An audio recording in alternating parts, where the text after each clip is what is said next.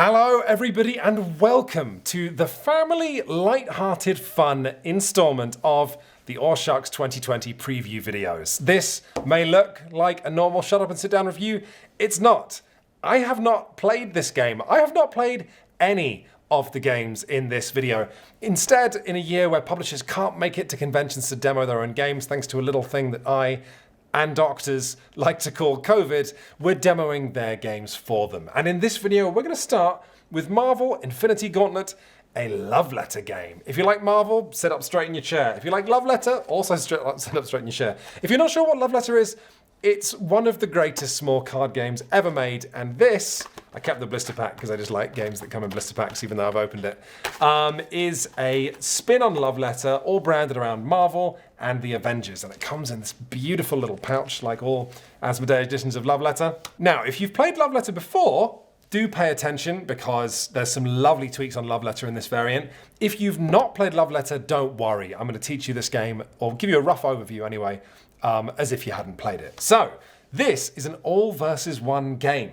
One of you around the table, probably Dad if you're in a family, is going to be Thanos. And Thanos has a deck here containing Thanos and all of his friends, but also the 6 Infinity Stones that Thanos can use to end the game, or end the world. And all of this is going to be shuffled together with the numbers 1 to 7. Those are important. Those are on the cards. So that's going to be in front of the Thanos player, and you're going to deal them 2 cards. They're going to hold 2 cards at any one point. Everyone else at the table is working together to beat the crap out of Thanos. You set this health bar depending on how many people are playing, and each side will win if they can win enough fights to bludgeon the other person's health into the red bar there. The heroes have a deck running from 1 to 6 with all of your favorite Avengers on, and everyone on the hero team, after you've shuffled this deck, is going to receive one of these hero cards. So we've got 1 Thanos player there. Let's imagine we have 1, 2, 3 heroes playing for a 4-player game. What you're doing here really is trying to win fights, but there's no player elimination like in regular love letter. You just have every fight that you win is going to lower this health bar by 1. So what do I mean by winning a fight? Your turn in love letter and in Infinity Gauntlet is basically the same, and it's very simple. All you do on your turn is draw a card and play a card. That's it. So let's imagine we were this player here who has a card of a value of 1, which is bad, and they draw a card at the start of their turn, which has a value of 3, which is better for winning fights, and then you're going to pick one of these cards to play for its effect, and the other you will keep in your hand as the number. So for example, we have Hulk here. If we play this, it says you may fight Thanos, and at which point we would compare the number we're left holding to one of the cards that Thanos is holding. But of course the card we're holding is a 1 in this example, so that's bad. The 1 on the other hand says guess a number. Defeat 1 card of that number in Thanos' hand. So we'd probably play that, keep the 3, and then we would guess a number. We might guess, I don't know, what do you think? 1? Let's see if Thanos is holding a 1. Ah, they're not. So in this case, that card wouldn't do anything. And this is kind of the core of love letter. You are playing cards to try and either improve the cards you or your team are holding, or you're playing cards to initiate fights, at which point you will compare cards secretly and one of you will lose if you're holding a lower number. If you start a fight with Thanos, because Thanos is holding 2 cards, you will randomly choose one of them to fight. But if Thanos starts a fight, then Thanos, because these 2 decks are basically very similar, Thanos will pick the card that they are playing. Also, when you lose a fight, the card is discarded and you will draw another card into your hand. There are also these lovely power-up tokens. So basically on the hero's turn, they're either going to be trying to dig through their deck and look for new cards. They can assign these +2 fight boosts to one another. They can initiate fights with Thanos, or they can peek at Thanos' hand. And Thanos' turns are very similar, but remember those Infinity Stones? Thanos has these Infinity Stones which do horrible souped-up versions of the regular numbers' ability. And if Thanos is able to play, and I love this rule, if Thanos has either played or is holding all 6 Infinity Stones at some point in the game, they declare that that's the case, and then the Thanos player has to click their fingers, and if they do, they instantly win the game. So that's a brief overview of love letter and Infinity Gauntlet, which are very similar. But if you like Marvel, and if you like lightweight card games that feature a lot of looking players in the eye and saying, I think you're bluffing, I'm gonna fight you, oh no, I've lost! If that sounds like fun, then A, it is fun, and B, Marvel Infinity Gauntlet, a love letter game, could well be for you. But we have a lot of games to cover in this video, so let's see what's coming next. Next up, we have Noctiluca, designed by Shem Phillips and published by Zman Games. And this is a gorgeous little shimmering, shiny thing, isn't it? This is a game for between 1 to 4 players, including a solo mode in the manual that features solo rules. But what I've got set up is a 3-player game, and you can tell because I've divided the game's 12 pawns between players 1, 2, and 3. And this is a game about diving into the sea to recover strange little translucent fish creatures with magical healing properties. They're not real animals, but that's fine because you can just think of them as big floaty dice swimming around and doing floaty dice things. This is going off the rails. Let's focus. So, a player is going to become the first player and put this little thing here, and what you're trying to do is complete sets. Every player will draft at the start of the game 2 cards representing jars that they're going to try and fill with these magical healing fish, and you're trying to fill as many jars as possible by grabbing as many dice as possible, and I'll show you how you do that on your turn. So I said that this player here was first. They are going to pick any of these 12 spaces, brown spaces around the board, to put one of their divers on, and they're going to pick one of the 2 directions of that hexagon they placed themselves on, and they're going to say a number from 1 to 6. Like, for example, I don't know, let's say 2 in this direction, and then that player will get to hoover up all the dice of any color that have 2 on. Once you've collected dice, the number on them becomes irrelevant, and then you get to socket them on, I can't stop making noises with this game, any cards you've got. Now, let's suppose, though, that player was able to grab another orange dice. They don't have slots for that orange dice. Oh no, in their jars. And this is cool. That dice, in fact, any dice that player can't fit in, then get passed clockwise around the table to other players. So they'd go around here, and this player might say, oh, I'll take the green, but actually, I can't fit that orange. And then, you guessed it, that orange goes around to the next player. And that player goes, I can fit an orange, I'll have that. And it keeps going until everyone's hoovered up all the fish. However, what you do next on your turn is, look, this player managed to finish a jar. If any players finish a jar at the end of that player's turn, all the dice go back in the pile of dice, and that jar that you finished is flipped face down. But there are 3 kinds of jars, and every time you finish a jar of a particular type, you're going to get a token of increasing point value that you take. So this player finished one of the red jars, so they're going to get a red point token. Once you complete a jar, as the player here just did, we have 4 piles of jars here of equal size, and you can take any one of those jars. So they finish a jar, they might go, I've already got a red. Maybe I'll get another red, because here's the other thing. When the game ends, which is when you've placed 12 pawns, and at that point you will take all of the dice and repopulate the board again, then you'll put down your 12 pawns again. So essentially in a 3-player game you get 12 plus 12, 24 divided by 3 is 5, 6, 7, 8 turns basically. After that the game is over, and then you score. You're going to take all these point tokens that you've got, but then also jars that you've got which have numbers in the corner that you've completed, you're going to get points for that. Also, you're playing a bit of an area majority game here, because let's imagine at the end of the game, these yellow tokens have been given out, and these brown tokens have been given out, these red tokens have been given out. But as you can see, not all the tokens have been given out. Then, whichever player around the table got the most red jars, you can take those red point tokens, flip them over to the one side, and you'll give both of those points to the player who did the most red jars. You'll do the same for the other 2 colors. So that's pretty cool. But that's not all. I don't know why this tickles me so much. You deal everyone a reference card at the start of the game, right? But on the reverse of that reference card, is a favorite color for that player of Noctiluca. And this is secret information. But in a huge addition to your points, so this player here likes purple Noctiluca. Every purple dice that they would have put into every one of their completed jars over the course of the game is going to be an extra point, which is absolutely massive. And of course that's secret, so nobody knows what you're going for. So that is Noctiluca. And goodness me, I love games where I can teach them that easily. I love games that look this nice. I love boxes that are this slim. So all in all, this is a pretty lovely looking thing. Very impressed by Noctiluca. Look, doesn't the cover just speak of nice jelly animals? Ooh, that reminds me, I've got some Haribo in the cupboard. I'm absolutely having that after I'm done filming this. On to the next game. Next up, we have Dungeon Decorators by Slugfest Games and designed by Jeff LaFlamme. This is a game of placing tiles to build out a dungeon of your very own that you're going to sell to evil overlords. Kind of like a cross between an estate agent and Saruman. As you can see, the art's lovely. The writing, you can see, is quite cute. We've set up a 2-player game here. We've got 2 shovels and a dwarf versus Villainous Interiors Inc. And we've dealt out our bosses from the boss decks. We've got Stacy, the Spider Queen, and Gobblethorpe, the Goblin. Both need a place to live. So in this game, we're going to design them some dungeons. I should stress, because I'm very self-conscious about this, my hands look filthy, and they're only going to get filthier as I touch more of the laser cut components in this game.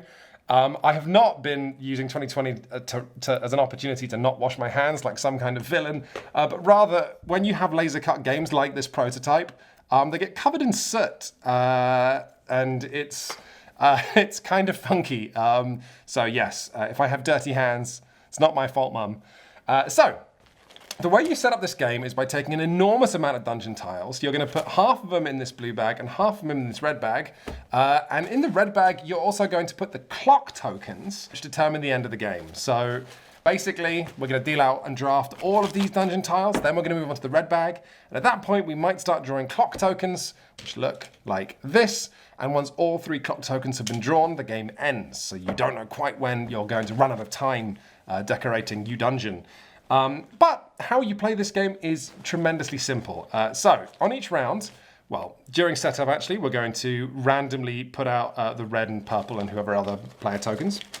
And then we're going to draw 4 tiles, 1, 2, 3, 4, and we're going to arrange them in order of high numbers at the bottom, because if, let's say, red player here is going first, if red wants this juicy tile with lots of stuff on it, over here, red's going to go there and take that tile, but that means that red is going to be last choosing their tile next round, whereas purple can take this, and purple knows that purple is going to go first. When you get a tile, you can store it in one of the 2 storage spots on your board, but probably you're just going to want to get involved and start building a dungeon. The way that that works is super simple. All of the dungeon tiles have 2 sides. Now, either you can put them down on their corridor side, or you can put them down on their decoration side. And this is really quite neat. It's such a simple way of making quite a complicated puzzle. Let me just pull out some tiles at random to show you what a dungeon might look like. So once you have, obviously, the standard rules of tile placement games are here. This isn't anarchy. What we've got here is a situation where you can't create dead ends. When you take a tile, you can place it either with the corridor and room side face up, or on the decoration side face up. And that has to be black to black, sort of in the firmament of your dungeon. And what that tile is saying is it's going to have icons in each of its, potentially all 4 of its sides, and then the tiles that it's connected to, it is saying that those tiles have that feature. So in the case that I've created here, you can see the spikes of my decoration mean that this corridor next to it has some spikes on.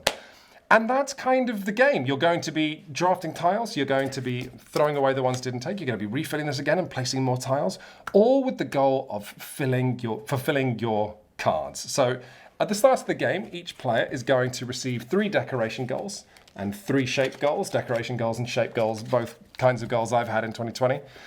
And then you're going to, at the start of the game, pick any 2 that you don't like the look of and throw away. And then as you're building your dungeon, you have the option at the end of any turn to say, look, I did this particular thing, and get points for it. Shape goals need you to build your dungeon in particular ornate ways. And decoration goals are goals that mean you want to have rooms in your dungeon that have those features attached. And that's the game. You're going to keep building out your dungeon, keep completing cards and then drawing new cards. And also at the end of the game, you're going to get some extra points for having, ideally, all of the colors in your dungeon. You also get points if you have a lot of one color. Specialty dungeons, I would imagine. And then the bosses, we've got Stacy and Gobblethorpe over here, are going to give extra points to whoever fulfills their needs the most. So predictably, Stacy, as it says here, loves that cobwebby feeling, and the player who has the most cobwebs in their dungeon is going to get a bunch of extra points from Stacy. So that is Dungeon Decorators, a game along the lines of King Domino or Castles of Mad King Ludwig, but with a sort of Halloween-y vibe, and also a nice mid-level of complexity between those 2 games. Let's see what we've got next. Next up, this little fella is Fluttering Souls by Joel Lewis, a little small box card game by Good Games Publishing. But is it a good game? We don't know. As with all these preview videos, I have not played any of these games. I'm just demoing them on behalf of publishers. So I can teach you how to play, and that's about it. But it's going to be fun. You and me going on a how to play adventure. Fluttering Souls is a card game for just 2 players, and this is what setup looks like. You're going to deal yourself 1 card off the top of all of these different arrangement decks, and then you're going to deal out the butterflies accordingly, with the white cards showing face-up cards, the black ones showing secretive face-down butterflies.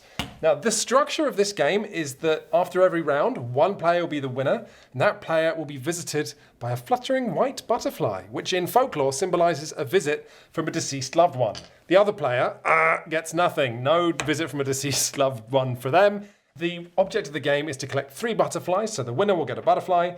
Then you'll reset the game with a new layout card, and then you'll do it again. So this is a game that lasts between 3 and 5 rounds for 1 player to collect 3 butterflies. But how do you win a round? So we have our setup here with some face up and face down cards. 2 cards will always be left out of the array, and those are going to be secretly put to one side. So there are going to be 2 butterflies that are absent from each round. Also, I don't know why I find this so funny, there's a very territorial butterfly known as the Great Egg Fly, and that is not included in setup. But rather, the first player is whoever's wearing the brightest clothes, a rule that I absolutely love. The other player goes second, but receives the Great Egg Fly. So, let's imagine this as our area for butterflies collected by player 1. This as our area for butterflies collected by player 2. And the game is as simple as taking cards. That's it. So for player 1's turn, they might be like, I'm going to take a monarch.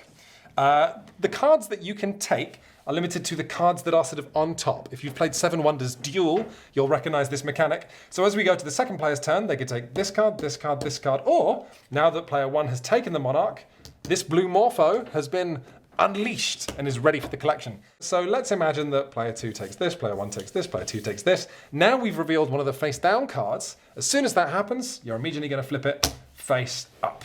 So what are we doing here with our lives, but also with these butterflies? Well, different sets of butterflies all offer different points, as you can see on the card. So every pair of 88s you have is going to be worth 3 points. Monarchs are going to be worth 2 for a pair, but if you can get 4 monarchs, that's a whopping 8 points. There's also some unusual stuff in here like the swallowtail. 1 swallowtail by itself is worth 2 points, but 2 swallowtails aren't worth 4 points, but instead count as 1 wild butterfly for you to swap into any of your other sets. But now I know what you're thinking. I know what you're thinking. You're thinking, Quinns, I want to hear more about this great egg fly. Well, the great egg fly, as well as having a funny name, it's going to be given to the player who goes second, and this is pretty neat. When the player who goes second takes a card, like let's say player 2 wants to take this blue morpho, but that would enable player 1 to pick up this other blue morpho, you can instead swap the territorial great egg fly into the arrangement as you take the card out, like Indiana Jones, swapping the bag of sand for the golden trinket. And what that does, of course, is it prevents that first player from taking the card. But they can, however, then take the great egg fly on their turn, enabling them to do exactly what you just did to them.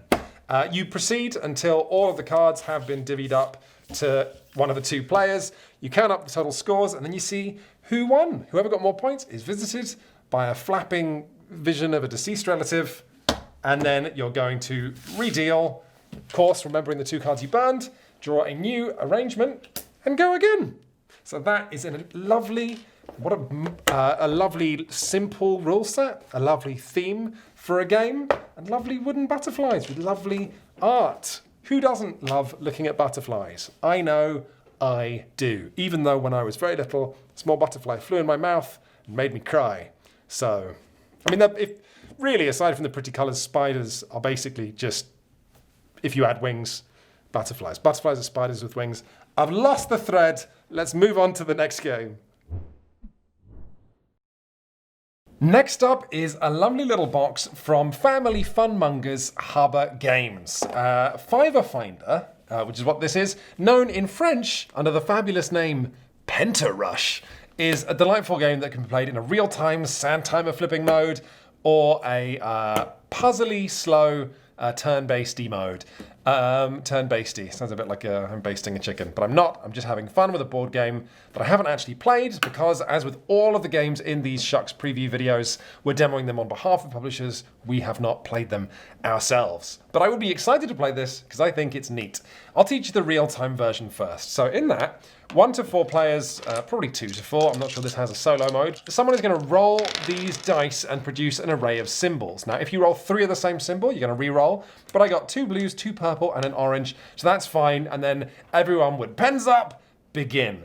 Now, what you're doing with these 5 symbols is you're trying to find 5 of these shapes in the middle of the table that match the symbols. So we've got double blue, double purple, orange. Let's see if I can do this in real time. Oh, double blue, double purple, orange. Oh, I did it. Don't send me to the glue factory yet, HABA. I can still hang. Then what you're going to do is look for that shape in any of these symbols. So, I mean, ideally you'd look for the shape and then do the symbol, but whatever. In the case of this, I have drawn a 2-point shape with 2 blues, 2 purples, and an orange, so I succeeded. And look, I can pick up that shape and double check by putting it there, and it works. You can flip, that's fine.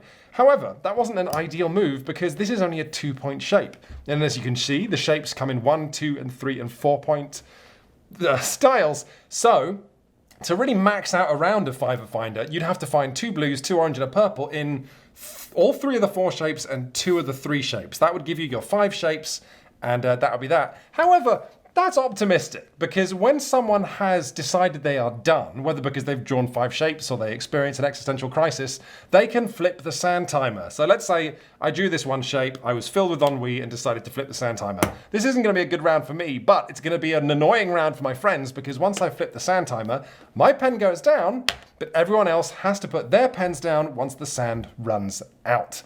Now, there's a few catches while the sand is running out that I'll inform you of. First off, the black sort of outlines you're drawing can never cross over. Second, you can never draw the same shape twice. Third, if the sand runs out and you are halfway through drawing something, I'm sorry, Fiver Finder is a brutal mistress. That is going to score you no points if you didn't finish at the exact moment the sand runs out. So then we're going to go to the scoring track, and everyone, let's imagine we've got, I like to do this in all demos, Quins and evil Quins. We're going to judge their shape. So in the case of my performance here, I got this 1 2-point shape and nothing else, so I would get 2 points for that. If evil Quins, let's say they got 2 4s, a 3, a 2, and a 2, that would be, oh god, what did I just say? 4, 8, 9, 10, 11, 12, 13, 14, 15. You've got to wonder, why do I make these game demos so hard for myself? So that would be a bad round. But then that'd be a bad round for regular Quins, be a great round for evil Quins. Then everyone would wipe their sheets down, and we'd go again, creating a point total, and you do that 5 rounds. So you're finding 5 shapes over 5 rounds, each of which has 5 symbols. You can see why they called it Fiver Finder. But in the 5th and final round, you're going to get double points. So that's exciting, isn't it? But if you're a bit like me, if you find some of these real-time games a little overwhelming at times, then you can take the score pad, and flip it over to get to the puzzle mode of Fiver Finder. And the way this works is you're going to assign each player a quadrant of this thing. You're going to rotate it towards them because you're going to be keeping track of which shapes you draw. The way this works in the puzzle variant is you're going to roll these dice, and then everyone is going to draw not 5 shapes, but 1. So you're going to look for, in this case, double orange, yellow, light blue, dark blue. And you're going to then, once you've found that in a shape, I'm not going to actually find it because I've got a lot of these preview videos to do. But let's say I found it and I went, oh, look, it's double orange and don't look too closely. Let's imagine I just got it right. That shape I drew, that's great. That's one of the 1-point shapes. That doesn't even include 5 squares. Come on, Quins, put it together. And then I would cross that shape off on my sheet. I cannot draw that shape again for the rest of the round. But worse, that L I drew stays on my board. So rather than in the original game where you have to draw 5 shapes, then you erase, in this, we're going to draw 12 shapes. My wife has just walked in. Hey, baby. How many shapes are you drawing? I'm drawing 12 shapes. Good luck. Thanks. I've already screwed it up, actually. Oh, well, then let me walk by.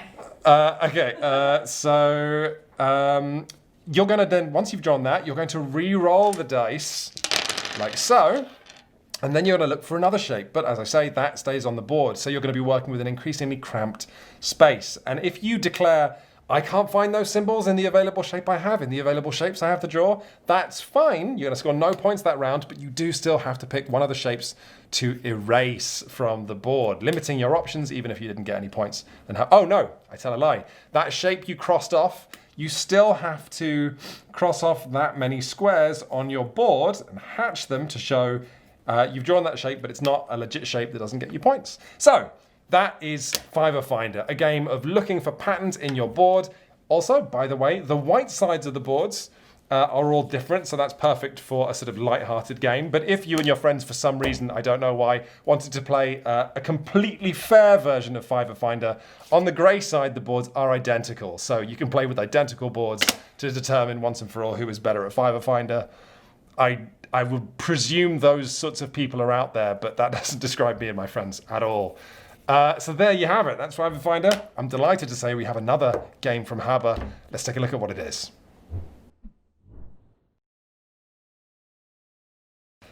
I love this. I love that my job is demoing this. This is Color It from HABA. This is a game for 4-year-olds and over, and people who are extremely tired, like me. We've got 2 variants in this. This is kind of like my first roll and write for 4-year-olds. We actually just did a video on our 5 new favorite roll and writes. We like roll and writes here at Shut Up and Sit Down, and now kids can get in on the action younger than I've ever seen. So we've got a variant for 4-year-olds and a slightly more advanced variant that the manual recommends for 5-year-olds. The simplest version is players are each going to get a sheet. So like this nice house. Look, I've got a house. This player can have a house. And on your turn, you roll 3 dice, 2 colored dice and a number.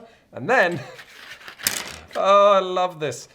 You're going to pick, let's imagine I rolled a blue and a green. I could pick a blue or a green pencil and shade in any of the parts of my sheet with blue or green. I'm going to give this house a nice green ground floor. And then you shade that in.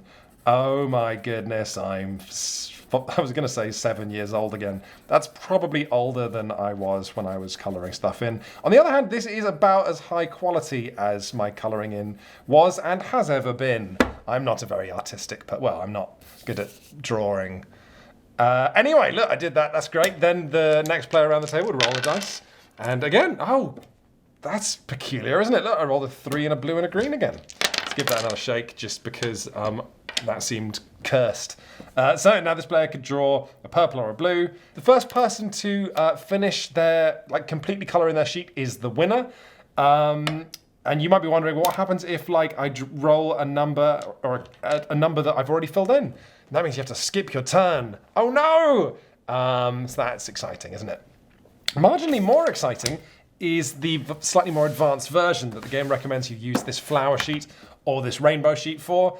This plays a little bit more like a standard roll and write. So rather than waiting for your turn, in this we've got 2 number dice and 2 colours. Players will take turns to roll the dice, but whatever you roll, everyone can use. So if I roll this, me and my opponent, who are drawing flowers, let's say, let's put the rainbow to one side, both of us could draw a green or a red in a 2 or a 3 space.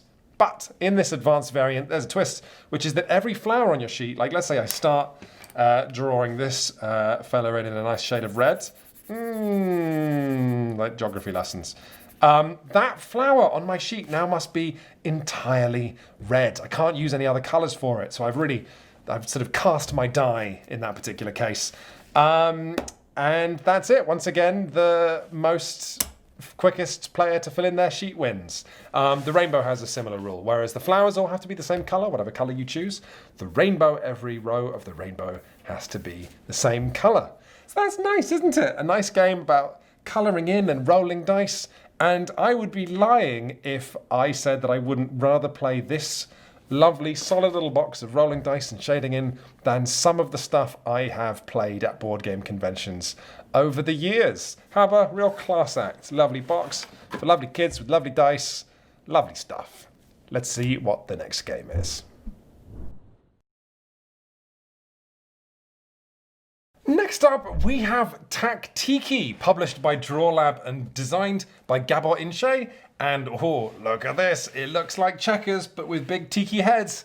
And I'm happy to say that's exactly what it is. And in spirit of this Polynesian game, I'm going to pop an extra button on my shirt because it's island time.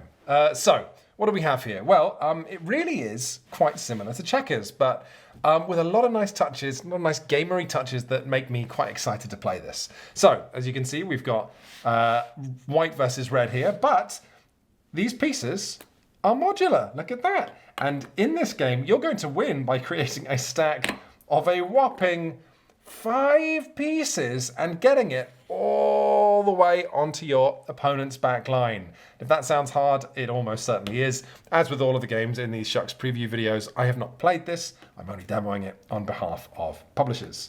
There's more to this game though than just making cool stacks. This is more than basically a fancy Lego set. The game you're playing also has a lot to do with drafts, and it is also in the style of Stratego, or that Japanese feudal game, war game that everyone likes. It's all about the hidden numbers on the back of your pieces. You see, both sides have 10 pieces, which are the numbers 1 to 5 twice, and you can arrange your pieces however you do. The only important thing is that you set up your pieces in secret, so neither player knows what numbers are on the other side's pieces. Now on your turn, couldn't be simpler. Basically, you get 2 moves on your turn. That's it. Alternatively, if one of your pieces is dead, you can bring it back onto an empty space on your starting line, and that's your whole turn. But mostly you'll be just moving your pieces. So you get 2 moves on a turn. You can't move a whole stack, but you can move individual pieces forward, left, or right. And when I say you get 2 moves, you could do 1, 2, that would be a legal turn. Alternatively, you could take 1 step forward and another step forward, because you can move the same piece twice, or 2 separate pieces once, and that would be your turn. Then let me show you how attacking works. Now I've made 2 moves. Red would take a move. Red might go 1, 2, and in moving onto my piece, we're gonna have a battle. And so, I love this. Nice twisty twist, and we can see what those numbers are. Looks like red attacked with a 1. Oh, and white was a 5 there. That's very useful as an example, because when I say the pieces range from 1 to 5, as you'd expect, higher numbers always defeat lower numbers, with the exception that 1 beats 5. So 1 loses to everything except the best piece in the game. So, as we look here, 1 steps onto a 5, which means it beats it, and it goes crushing it in my head, and that white piece is removed.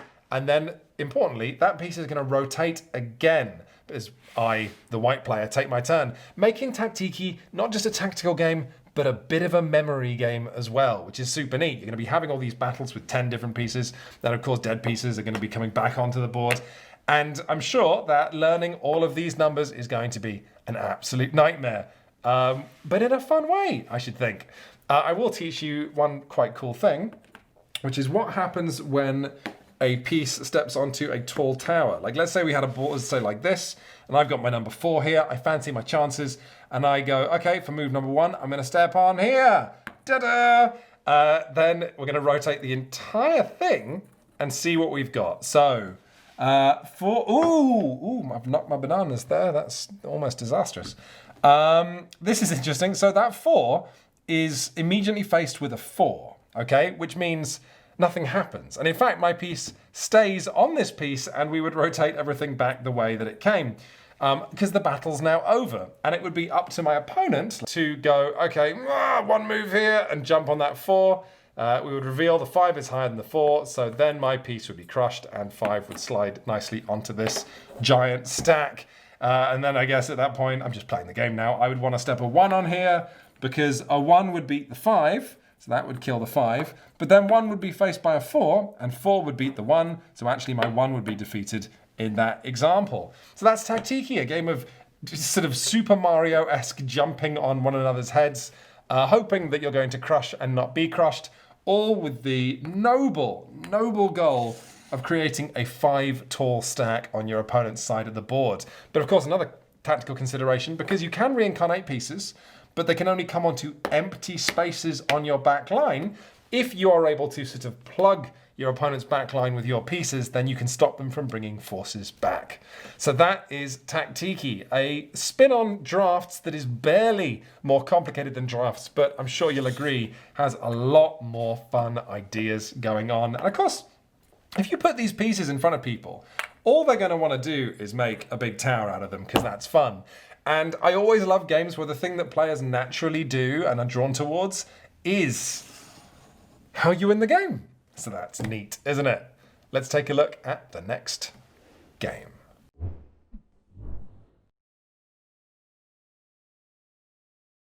BattleBears is a light and breezy battle royale game where players will be charging around this big open map, trying their best to take each other out before they get swamped by a swarm of pink huggable bears. If you ever get surrounded by them, it might just be game over, and any players that get eliminated join that swarm.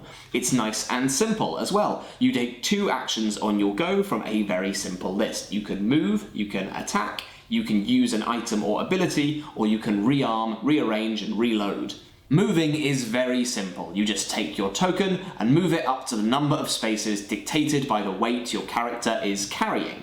If you're laden with loot, you're going to move a lot slower. And note that some of these spaces are also impassable, such as these cliffs and lava spaces. And some are just tricky to pass through, like these forests. So paying attention to the terrain is going to be important. The second thing you can do is to attack an opponent, tracing a line of sight between you and them and using a weapon by exhausting it to attack them, hopefully dealing some damage unless they might have armor to protect themselves. Your third option is to use an item like this Easy Cheese or Soul's Bane, using their effects to take an advantage.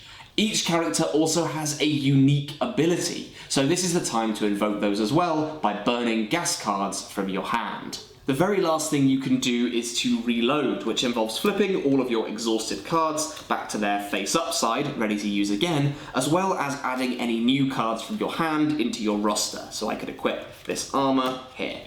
And then that will be your turn once you've done 2 of those 5 actions. But then there's one more thing to do, and that's advancing the swarm. The active player will place one of these tokens either next to an existing one or next to the edges of the board. These represent the swarm descending, and if a player ever ends their turn surrounded, they'll take 3 damage. Crucially, if a player ever gets reduced to 0 health, they have been taken by the swarm and will flip their player board over to this side and add a new huggable token where they once stood. But this time, these ones are active and will actively try and speed up the end of the game by placing 2 of these tokens a turn, as well as actively gunning for any players that might be alive. If they can take out everyone at the same time, or if they fill the board with these tokens, they instantly win the game as a team. And that's BattleBears, published by Games and designed by Brendan McCaskill and Jonathan Thwaites with art by Dan Wang. It looks pretty light, breezy, and has a variety of different game modes to sample, like Free-for-All, Deathmatch, and King of the Windmill. And that is the end of this installment of Aw Shucks Previews. If you're watching this video anywhere between the 16th and 18th of October, well, surprise, surprise, we've got a convention and it's happening right now. We've got a ton of fantastic guests over the weekend, loads of publishers from all around the world showing off their games, free Tabletopia membership for the entire weekend, new merch designed by me and Matt, and a store where you can access all of these lovely games at a slightly reduced price that will benefit the publishers and us as well, which is neat. If that is not your cup of tea, then don't worry, we've got a whole YouTube channel of excellent content that you can check out right now, as well as other Aw Shucks previews if those tickle your fancy as well. Have a lovely day.